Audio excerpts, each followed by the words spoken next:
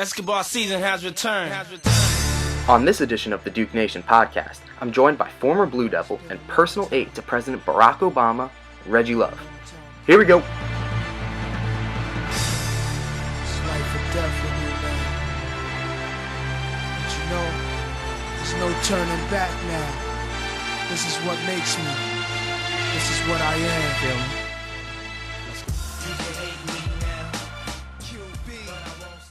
How's it going, guys? Welcome to another episode of the Duke Nation podcast. As always, I'm your host, Dan Labriola. Unfortunately, we will not be joined by Ryan Lohman on this episode, but I am fortunate enough, however, to be joined by former Duke wide receiver, former Duke basketball forward, and former personal aide to President Barack Obama, Reggie Love. Reggie, thank you so much for coming on. Daniel, thank you for having me on today. I'm happy to be here. Too kind of an introduction. Yeah, thank you. So we're going to jumpstart things right away, and I want to hear about, we talk a lot about recruiting and Duke basketball recruiting, but you were recruited for football. So what was that like? Were people recruiting you for basketball as well, or was it mainly just football?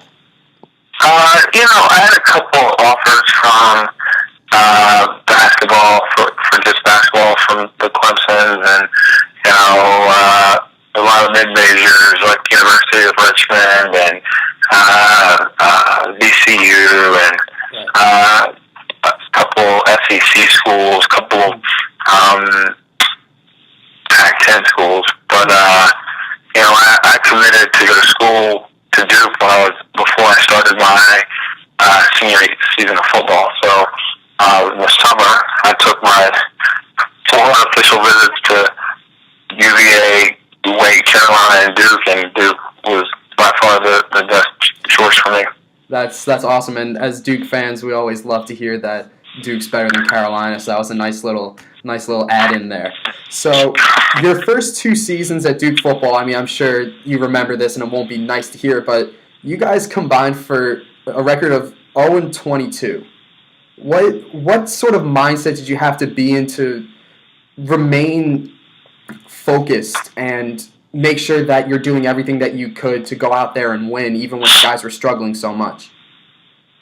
I would actually say, my freshman and sophomore year, we did struggle in terms of our overall performance on the record, but what I do think that group of guys learned, and I think I learned it, and I think a lot of my teammates learned it, and have been super helpful in life, is that, you got to get ready for the next play, and you got to prepare for the next week and the next game, just like the game before didn't happen. That's whether or not you lost by 50 or you won by 100. And I think it's easy to prepare and to get ready to do a hard job and a hard task when everyone's telling you you're great and you're tall and you're good looking and you're winning. But I think it tells a lot about a person's character and a person's resolve when all of those things aren't happening like that, and you haven't really seen any fruits of your labor. So I think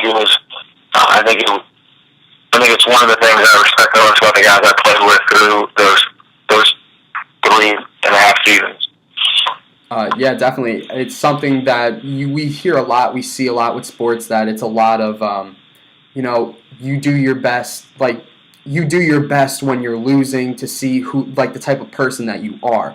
Now, I wanted to know, was there any time during those first 2 years that you thought about transferring solely for the purpose of football, or was it just, it was Duke all the way? After my sophomore year, I did think a little bit about potentially transferring because we had the guy who played quarterback at the time was a guy named D. Bryant, and he had diploma academically ineligible. We hadn't recruited any new quarterbacks, and we didn't have a quarterback who had played any meaningful snaps going into my junior year. And the guy Alex Smith ended up being the quarterback who, and to be totally honest, for a redshirt freshman, I thought he had a pretty amazing season. Redshirt sophomore. But I didn't transfer mainly because, I'm really close to my family. If you transfer in conference, you have to sit out. And if you transfer out of conference, sometimes you can avoid that double penalty. But my dad came to every college football game I ever played in, and the idea of going someplace far away from North Carolina, just because there's an adversity, didn't seem like the right thing to do. Right. Now that's something again that we see a lot. There are a lot of kids in whatever college sports that they play. You're gonna go through adversity, especially during your first couple of seasons. But it seems more now that kids are it's easier to either transfer and go to a different school rather than kind of stick things out. So it's definitely interesting to hear a perspective where someone sticks it out and doesn't necessarily, take the easy road and the way out. Now, I wanted to... Go ahead, I'm sorry. Well, I think it's a multivariable equation. It's right. Not just...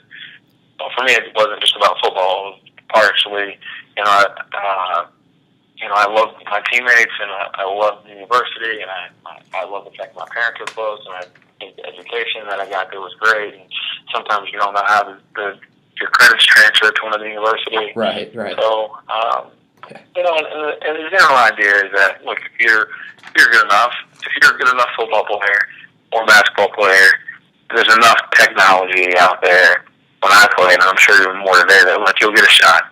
If you can play. It doesn't really matter where you play.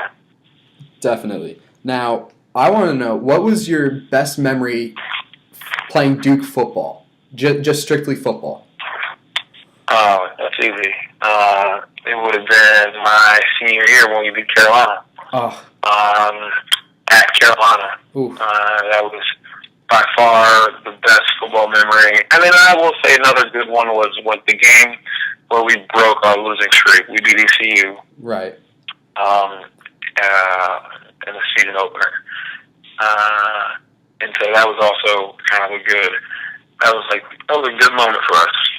Yeah, definitely. Now, I found it interesting when I was doing some research into your time at Duke and playing with Duke football, was it going into your senior year that Coach Franks was fired?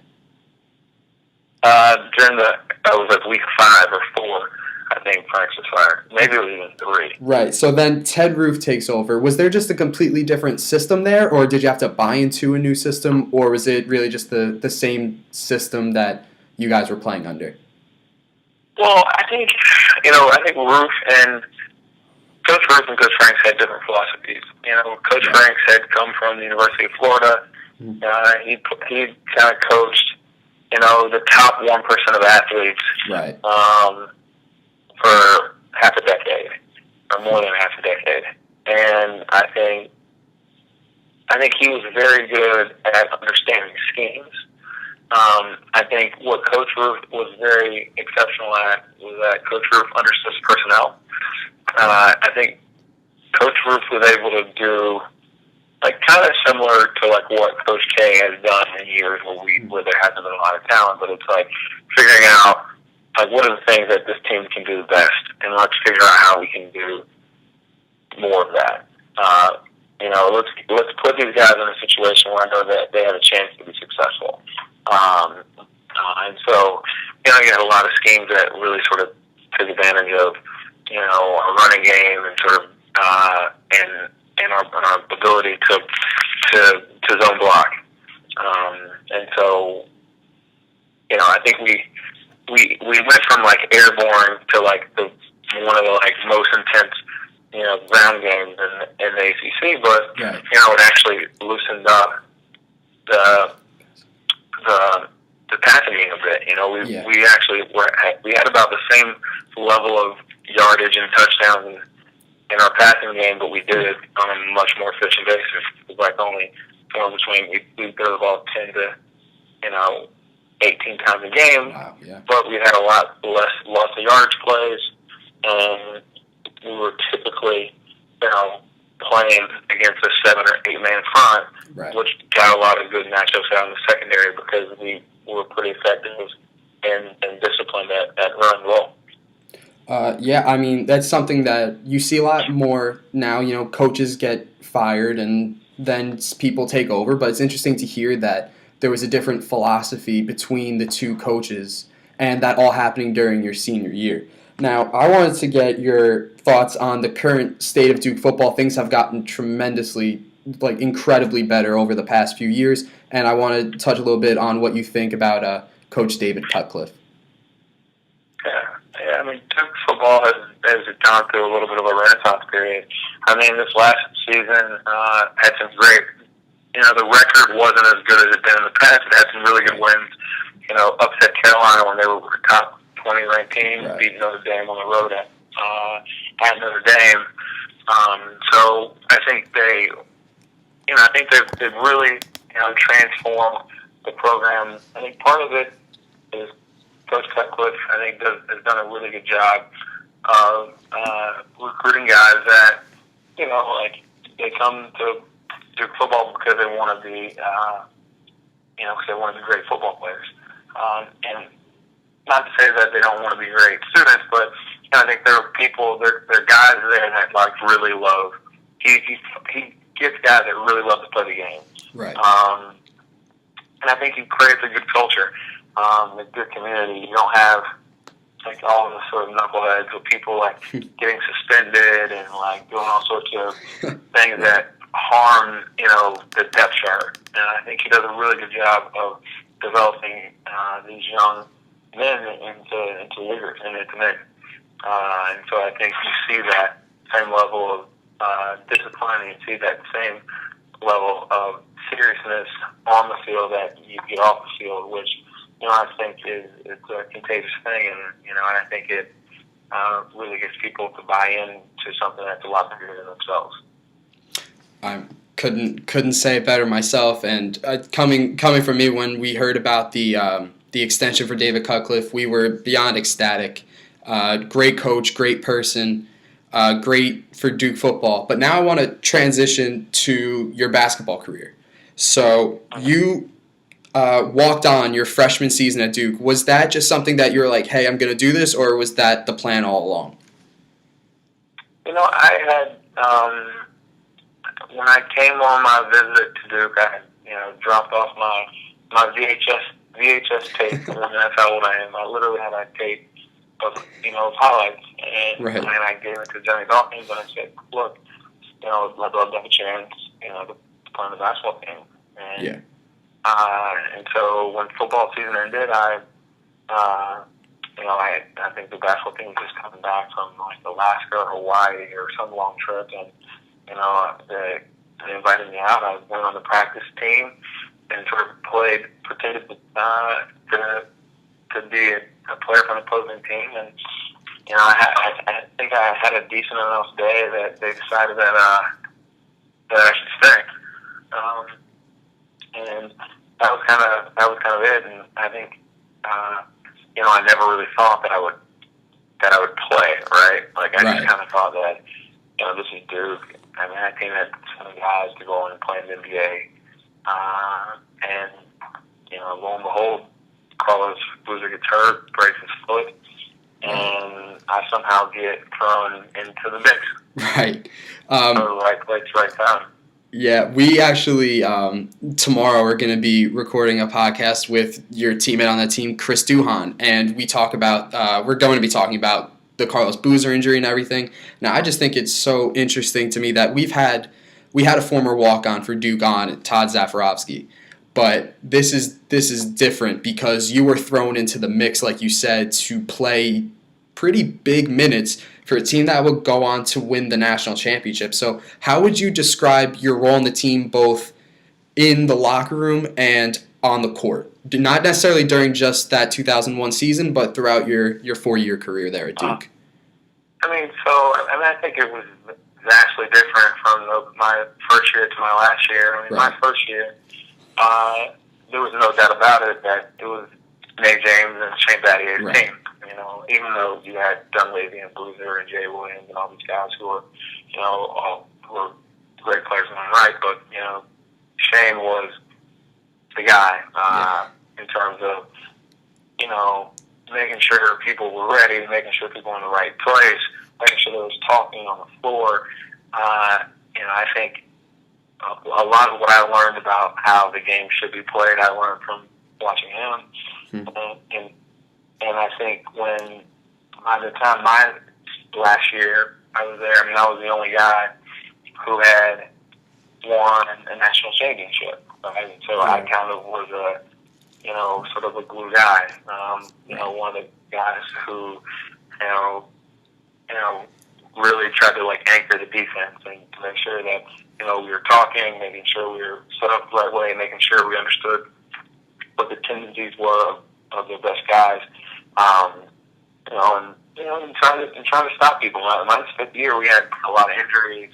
Sean Dockery gets hurt. Shelby Randolph gets injured, or he was out and was sick with maybe mono. Yeah. And so we were, I think maybe we had like 7 scholarship total guys my senior year. Yeah. And so in that team, I think we still went on doing the ACC tournament. We finished in this. We lost in Sweet 16 to Michigan State, but ultimately, I think that team got a lot of mileage out of not having that depth of people to roster. Right. With such few guys, it's really about. Duke had this a couple years ago when they won the national championship when Rashid Suleiman was kicked off the team, and then Shimi Ojale transferred. Duke was really down to about 8 guys, and really they needed all 8 of those guys, and they wound up winning a national championship. Now, I wanted to ask you about, because I do this with any guest that either knows J.J. Redick or has played with him, and you've played with him. What was it like to play with J.J. Redick when he was first coming into Duke, and how has he, from what you've seen, changed over the time since he left Duke? Yeah, I mean, I think JJ has been sort of one of these guys who is, a relentless, tireless worker. I think, he was always one of the guys in the best condition. He was always one of the guys who, spent extra hours either in the training room, in the weight room, on the court. And I think, he's kind of similar to college. I think he played with a big chip on his shoulder. I think JJ, always went out playing like he had something to prove. And I think he's still plays like that every day, and I think he still has continued to prove himself that, he's not just a great shooter, he's also a defender, he's a ball handler, he's a scorer, that he's a basketball player. And I think that has been something that I've enjoyed seeing the evolution over the years. Yeah, that's just I'm a huge J.J. Redick fan. I grew up a huge Duke fan, and then J.J. Redick was my guy, so I appreciate you with the little insight that I get to hear about J.J. So you would transition from playing football to basketball. What was that transition like in terms of being in shape and working out? There are 2 completely different workouts from being in football shape to being in basketball shape. Yeah, I think the conditioning from football and basketball is a little bit harder because, innately, football, you play 60, 70 snaps, but, you play them in 8-second intervals. Right. But in terms of, I didn't play a lot of basketball during football season, but I always did football training during basketball season. I always did the morning workouts when did the off-season lifts, even if I did them at different times on my own. I feel like I never really got out of football shape or conditioning. I think basketball actually kind of made me a little bit better conditioned for football. I think physically, I was young at the time. I think it probably took a toll physically that I probably was not really aware enough to understand. Right. Because you think you're invincible and you can bounce back and everything. But, I probably put too much wear and tear on the body that probably, though it could handle it in my young age, probably, the effects will be lasting. So, I probably wish I would have probably taking more rest. I guess now you see that most of these seasons are kind of year-round. Like football starts in, basically when school ends, there'll be guys in session 1 and session 2, and they'll be training, and they'll be doing Pascal and 7-on-7 and individual drills. And they'll go until the end of the season, and then spring ball will basically start in February or March. Yeah. And so, the seasons are long, and so, that when I played, there wasn't really, I didn't know a lot about sort of just managing your body, and, understanding that you only got one of them, and you can't necessarily do everything all the time. Right. Based on that, would you say that you have any regrets being a dual sport athlete, or would you encourage more people to be a dual sport athlete? And I think people have to do what they are willing to commit to do. I think that it was definitely a challenge for me, but I love the game. I love the play. Right. I think if I didn't love basketball, I don't think that I would have.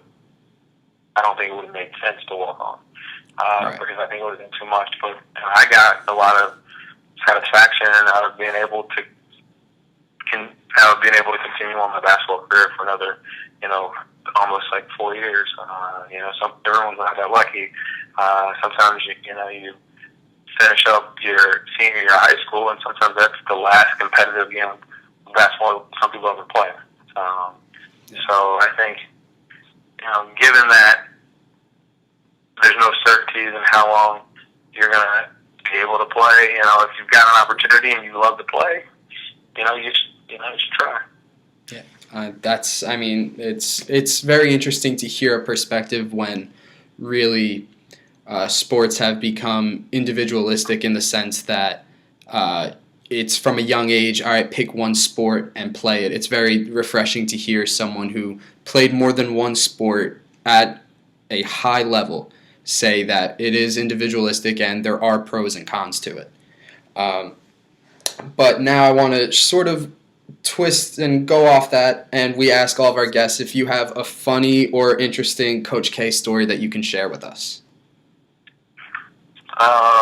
Yeah, I think I always laugh about my freshman year. We played Florida State at Florida State, and I had gotten a rebound, and I go up, and I just, I lay the ball in the basket. And, in his sort of deadpan voice, he says to me, you know that you can dunk the ball. Like, so that it's allowed to now. Like, just in case you're confused. And I was like, and everyone in the locker room starts laughing. Like, the kid with the 38-inch vertical lays the ball in the basket, and coach picks on the board. That's from what we've heard from interviews and stuff. It's really Coach K seems like a very sarcastic person and someone that can make a room laugh with ease. Yeah. Yeah. So I'm sorry. Go ahead. No, you go. All right. So I just was going to say that we're going to transition now from your Duke career to your life after Duke, and was doing a little research on you and found that you tried out for a couple NFL teams. What teams were they, and what was that experience like to try out to play football at the highest level? Yeah, I spent a little bit under a year with the Dallas Cowboys. I spent about 3 months with the Green Bay Packers. And I enjoyed the experience. Dallas was a little more challenging because I switched positions from receiver out to linebacker. So, I really struggled with being in 110-degree heat every day and trying to keep on the additional weight I needed to play the position. So that was probably a little bit of a challenge. I love Green Bay. When I was in Green Bay, Brett Favre was still there, Donald Driver was still there, Jelon Walker, Barbara Ferguson, and they were guys that I grew up watching. So for me, it was like being like a kid in a candy shop. I wasn't disappointed it didn't work out in Green Bay, but when I got released from being a receiver in Green Bay, I was like the guys who were in front of me were better than me, and so I thought there was a chance that one of them might get hurt because they're a little older or something like that, and I might get called back. But I mean, I regrets about it and love the culture in Green Bay, and the kids come out in preseason and they ride you on their bikes to the practices, and the town is just, it's a football town. It's a Green Bay Packer town, and that was an experience that was very cool to be a part of. Right. For everyone listening, it's just so interesting to hear about how someone from a Duke football era where you started out 0-22 to, going to the NFL, playing just being with teams that are, Brett Favre and the Green Bay Packers, and then the Dallas Cowboys. But as we know, it didn't work out. But then you got an internship on Capitol Hill. So what was that process like, and how did that help lead to you becoming President Obama's deputy political director? So it was, I got hired to be a staff assistant, and staff assistant's kind of like one rung above intern. And essentially, to be told honest, I think I made my way from, staff assistant to then deputy political director, then to special assistant to him, really just through kind of like taking care of the small things. I think there were a couple mail problems around, excess mail that had not been responded to, and so I'd come up with a digital process for us to open, respond to, and track mail that came into the Senate office. So it was like the first digital mail office in the U.S. Senate. And,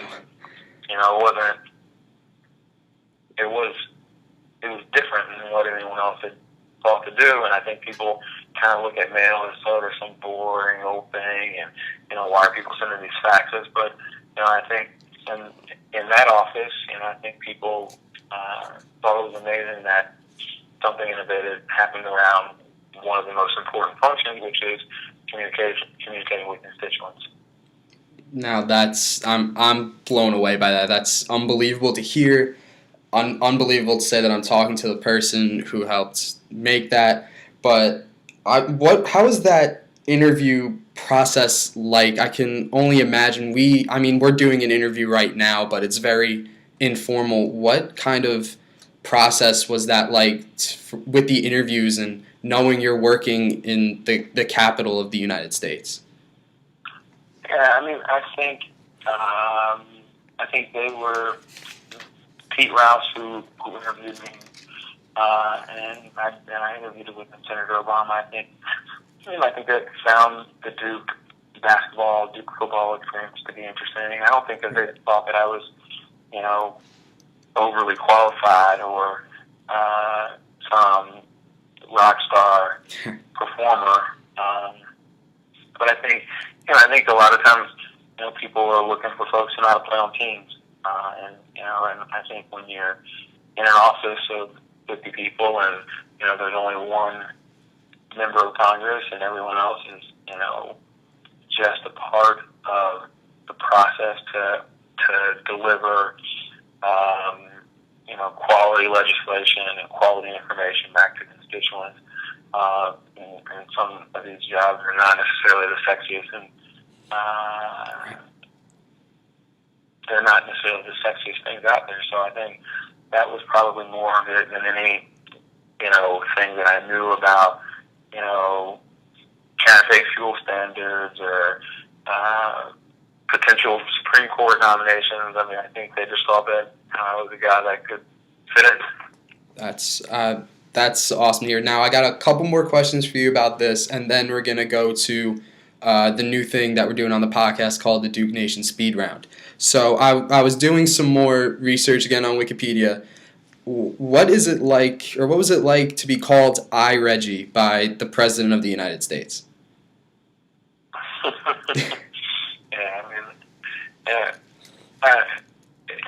That's a good question. was funny when he said it, but that was like part of the job, right? Like, Right.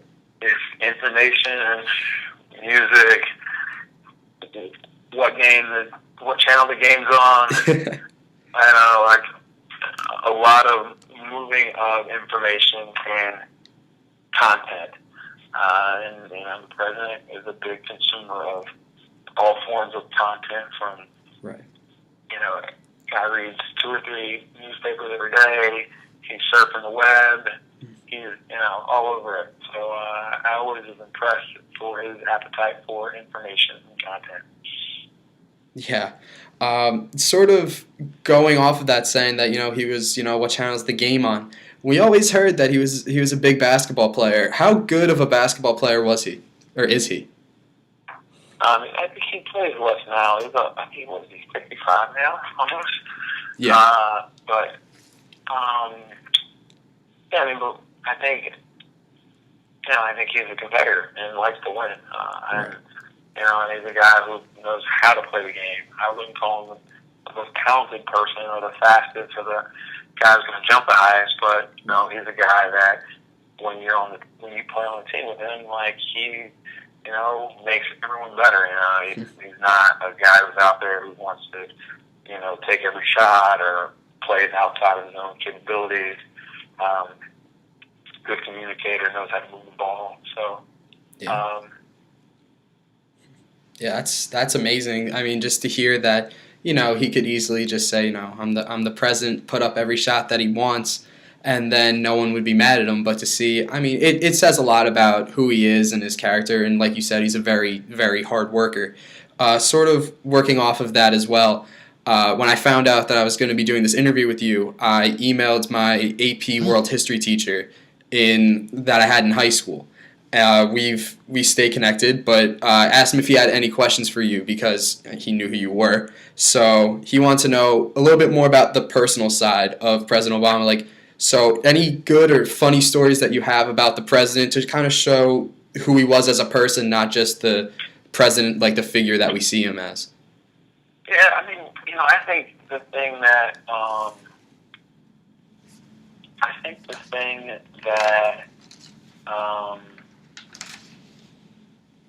that was kind of impressive was that, literally, he's a guy that... Yeah, sorry, go ahead. He was a guy that, even though he was president and leader of the free world, I think, being president was important. It was really important, but also being a father of the president. I very much admired the fact that, he didn't let any of those other things slide. And I think in theory, he almost overemphasized some of those items around his own personal life in order to make up for lost time, excessive travel, et cetera, et cetera. And I think if you look at the kind of girls that he and Mrs. Obama raised, I think it shows that that was an important thing for him and for her. It's definitely, I think, something that we see a lot now because we've seen them grow up over those previous 8 years and see the people they become. It's nice to hear from someone who's worked with him to see more the personal side of him. All right, so now this will be the last thing we do. We got a couple quick speed round questions for you called the Duke Nation Speed Round. Are you ready, Reggie? Yeah, let's do it. All right. Who was the best player that you ever played with, either in basketball or football? Best player, I think Jason Williams is probably the best talented player. Wow, All right. Completely off topic. Is a hot dog a sandwich? Is it in a bun? Yes, there is a bun. No, then it's a dog. Hot dog. Okay, good. So let's say you order buffalo wings. Do you order boneless or on the bone? Bone. Bone in. Absolutely. Now, you're getting something to drink. Do you get Coke or Pepsi? Oof. I'm not a big fan of either, but I'd probably go Coke. Now I'm a big Coke fan, so I'm happy to hear that. Let's say we were about to put your iTunes music on shuffle. What's the most embarrassing song that would come up? Probably one of these Adele songs. I'm like a huge Adele fan. That's awesome. Now, I usually ask, like we're going to ask Chris Duhon, if he could have gone pro in another sport, what sport could that have been? But you were a dual. He thinks he could have been a cornerback. Yeah, we've talked to him before. He said that he would be a free safety. Yeah. Yeah. He can't take a hit, though. Yeah. All right, so sticking with football, what's your opinion? If you could describe Tom Brady in one word, what would it be? Tom Brady? Tom Brady, yes. Oh, man, I think he's going to end up being one of the greatest quarterbacks of all time. Love it. All right, off topic, your favorite TV show of all time? Oh, man, that's hard. It's probably either, The Simpsons or Jack Bauer and the original 24. My brother's going to love hearing that one. All right, last question. In honor of my finals week being this week and next week, what was the hardest class that you took while you were at Duke? I took this intro to jazz course that killed me. Really? Everyone told me it was going to be an easy class, and it was like the worst grade that I got. You were a political science major, correct? I was. And your hardest class that you took was jazz. That's intro to jazz. That's amazing. Because I studied history. I did like AP history and AP government in high school, so I had more background knowledge on political science and public policy than I did for jazz. So that's one time that I could say that you and I are alike. I took the AP government and the AP histories in high school, and if I were to be here at Mason and take a jazz class, I'd probably feel the same way. Is there anything you would like to say to Duke Nation before we sign off?